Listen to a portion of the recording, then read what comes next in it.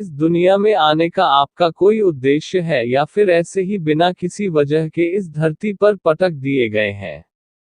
यह बात तो सत्य है कि इस दुनिया में कोई भी घटना बिना किसी वजह के नहीं होती, जो भी होता है उसका कोई न कोई उद्देश्य जरूर होता है।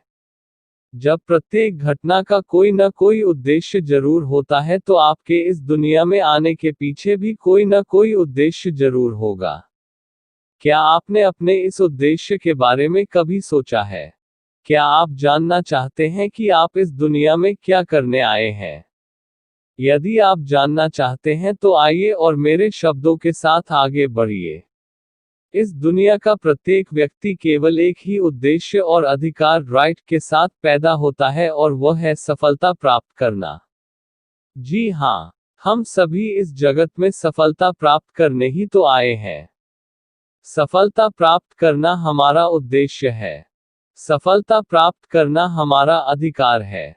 और सफलता प्राप्त करना हमारा कर्तव्य भी है।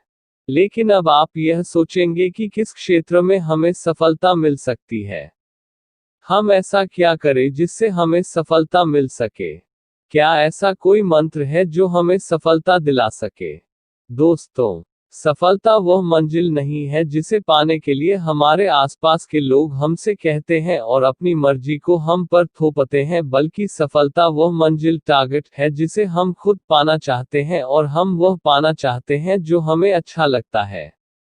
हम उसे पाना चाहते हैं जिसमें हमें सुखद अनुभव होता है। सच है दोस्तों, हमारी मंजिल वही है जिसे प्राप्त करने में हमें आनंद का अनुभव हो। अतः आप अपनी मंजिल को किसी दूसरे के बताने से नहीं बल्कि खुद चुनिए। फिर चाहे कोई भी और कितना भी आपका विरोध कर ले, कोई भी परेशानी पैदा कर ले, आप अपनी मंजिल तक पहुंचकर ही रहेंगे, तब आपको कोई रोक नहीं सकता। दोस्तों, एक बार, केवल एक बार अपनी मनपसंद मंजिल की ओर कदम बढ़ाकर तो देखिए।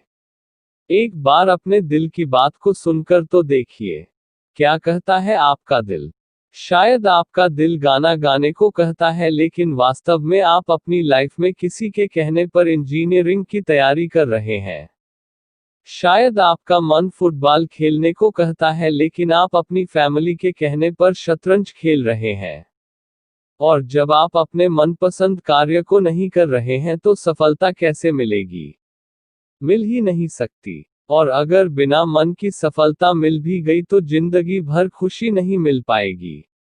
यदि सफलता को प्राप्त करना है तो अपने मन के सागर में गोता लगाओ यारो। और देखो कि आप अपनी जिंदगी में कौन सा रंग भरना चाहते हैं। देखो कि आप अपने आप को किस रूप में देखना चाहते हैं। अपनी इच्छा को और अपने सपने को अपने मन के आईने के सामने रखकर तो देखो। बिल्कुल साफ नजर आ जाएगा कि आप क्या चाहते हैं। आईना कभी झूठ नहीं बोलता और न ही कोई शंका पैदा करता है। जो जैसा है बिल्कुल वैसा ही दिखाता है। अपने उद्देश्य को जानो और चल दो अपनी मंजिल की ओर, जहां सफलता आपका इंतजार कर रही है। आपको सफलता को प्राप्त करने के लिए समझौता नहीं करना है। दूसरों की इच्छाओं को अपने ऊपर नहीं थोपना है। आपको तो वह रास्ता चुनना है जो आपको आपकी मनपसंद मंजिल की ओर ले जाए। आपको वहां जाना है जिसके लिए आप इस दुनिया में आए हैं।